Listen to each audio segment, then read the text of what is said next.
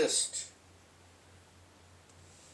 It's talking about the old deck maggot. That's right. Get your sorry, blah, blah, blah, blah.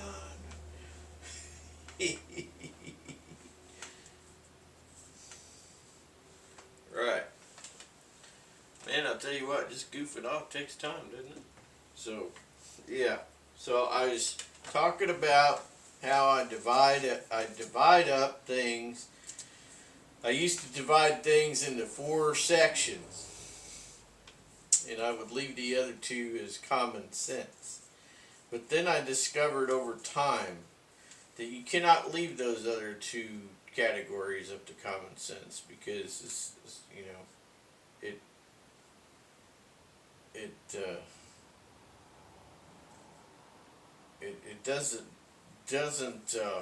doesn't materialize in some people, you know, that they should be doing this or that, right? Considering navigation and medical stuff, right?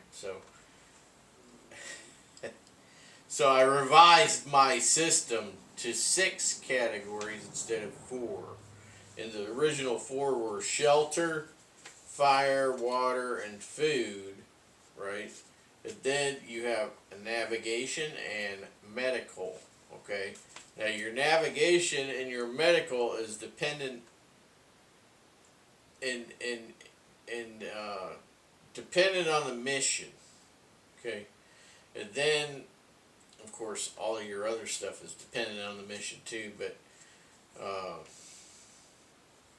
if you are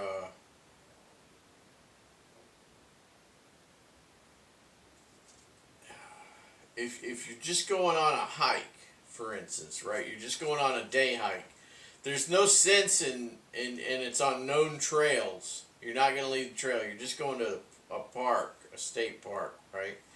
You don't need to take every bit of navigational equipment that you have, right? You might take a pocket compass, and you might take a map of the trails of that state park, okay? And then you might take just like a basic medical kit, right? But you're not going to go whole hog for something like that. Now, if you're going to go out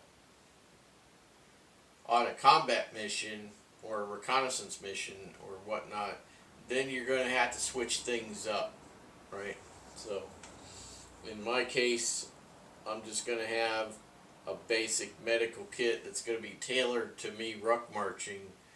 It's going to be tailored by me to ruck marching. It's going to have things in it like, you know, moleskin, foot powder, antiseptic, things like that, right? It'll have just basics, bandages. And for navigation, I mean, all of the route that I have is pretty much off trail.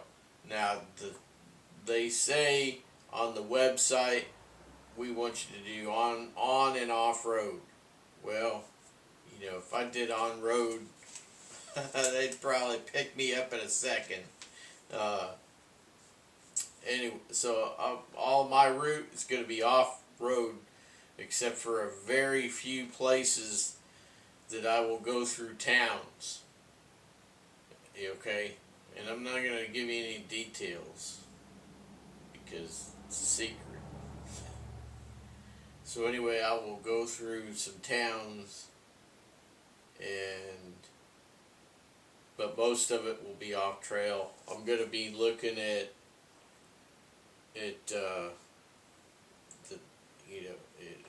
I've got a map for my area, but I'm starting out in an area that's not on my map. So I'm going to get the details this week, grid coordinates between a couple of different points, and then I'm going to make my own map. Okay, and then I will be using GPS and compass and my own homemade map for the very first part, and then I will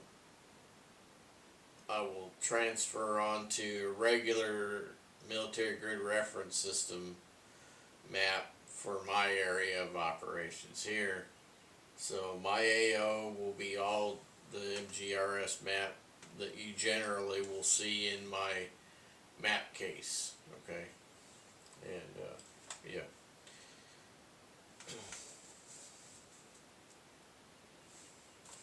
Check the time. Okay. So, what am I going to be doing here? So, they want this. They want to call. They call this a recon, right? So, what does that mean? You're doing a reconnoiter of something, right? Something. You could be reconnoitering. You know, how many people are going to the local pool? You know, and taking notes, whatever, right? I mean, this is a simulation, right? This is for fun. It's a training exercise and whatnot. In my case, I'm going to be reconnoitering a river and probably a hiking trail area, right? In the area that I'm going to.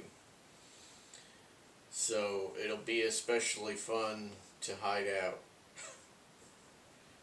Alright, so we want to look at shelter. I'll be taking a ground tarp. I have not decided yet. I've got a couple of different options on my hide setup, okay? But I will be taking a ground tarp, right? And I'll have my chair / ground pad that you saw in the other video there, okay?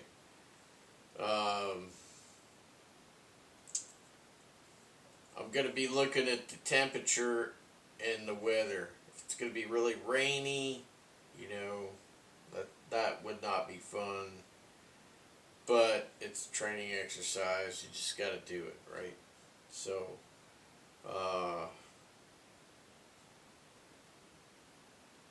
now I have a DEFCON 5 bivy, which is an observer type where, you know, you could see out, right? You could see out. It has ventilation. It's all enclosed. Don't have to worry about bugs. I have one of those, DEFCON 5. It's not real huge. That's an option. Along either option, there's going to be a tarp, a basha, right? Either option.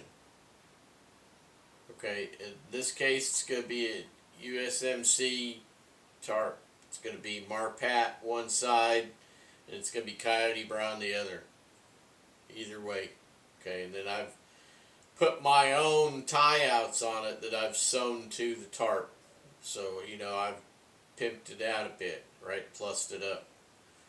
So, I've got my, I've got that tarp, which obviously you're going to want cordage, bungees, you know, and I talked about the tennis balls in another video, right? So, if you're going to be setting up a hide, then if I find my tennis balls, then I'll show you about that when it comes up.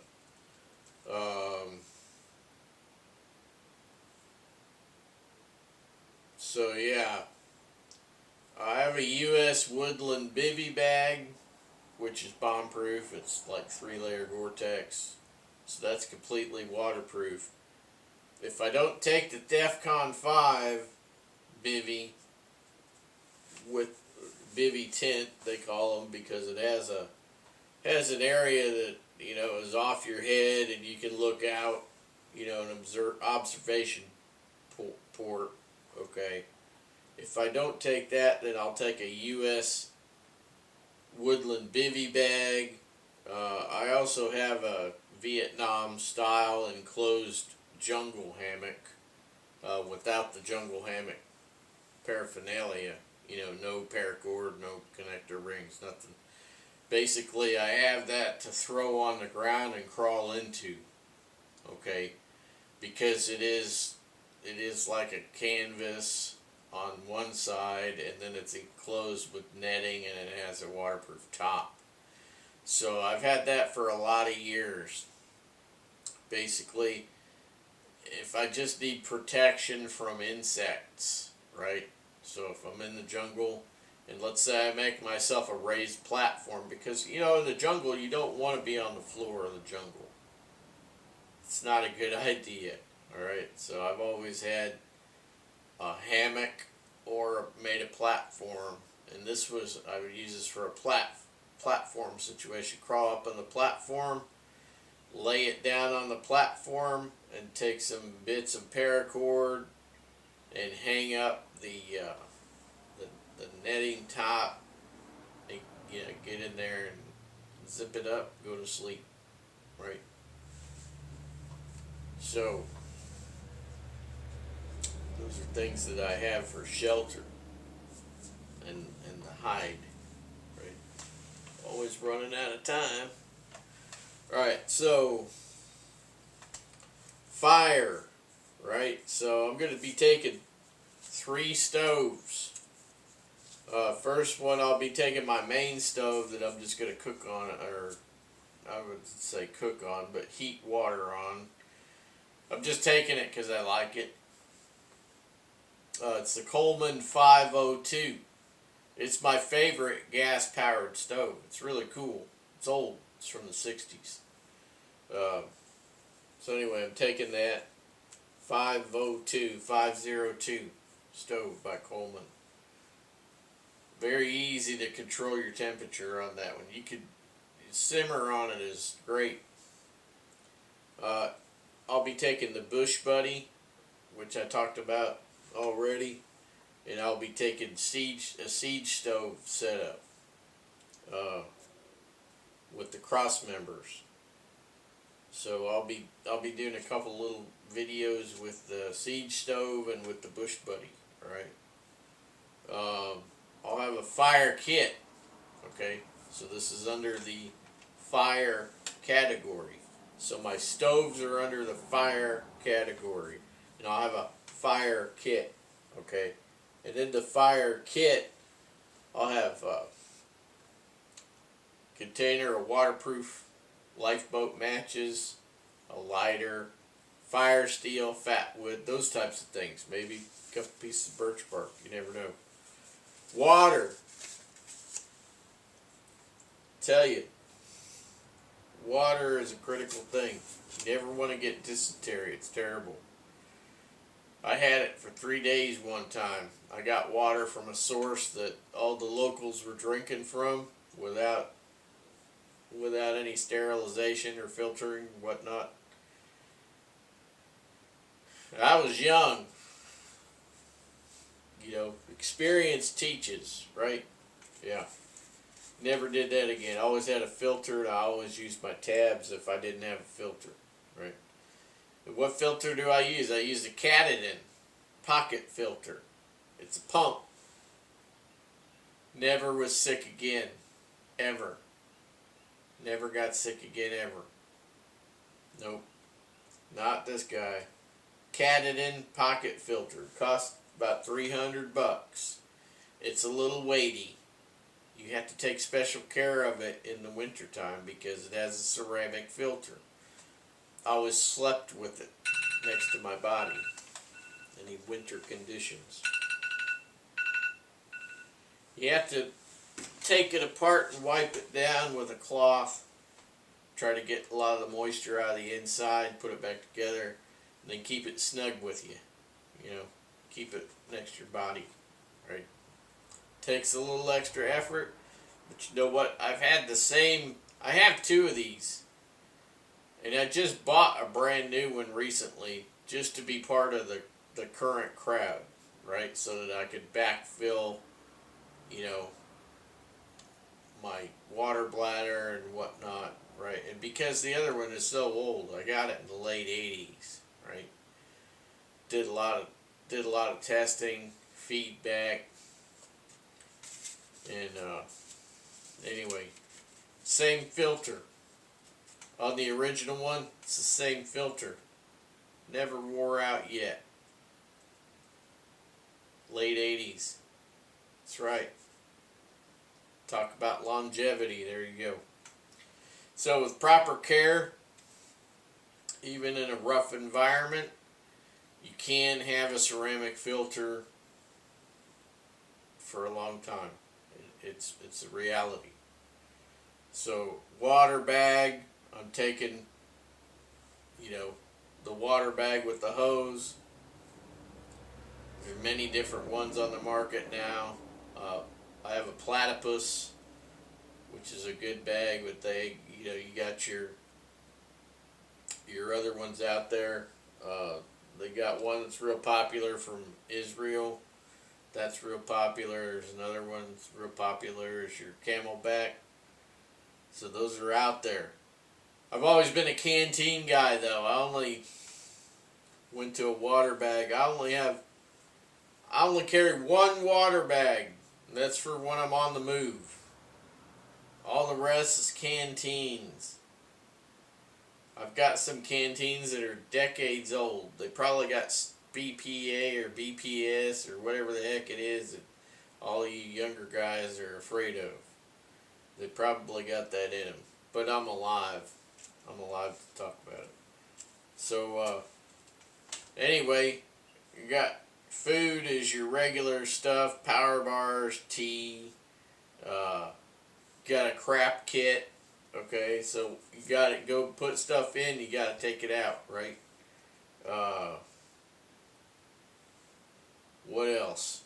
I'll have my navigation kit, my medical kit. I'll have maps, compass, GPS right here.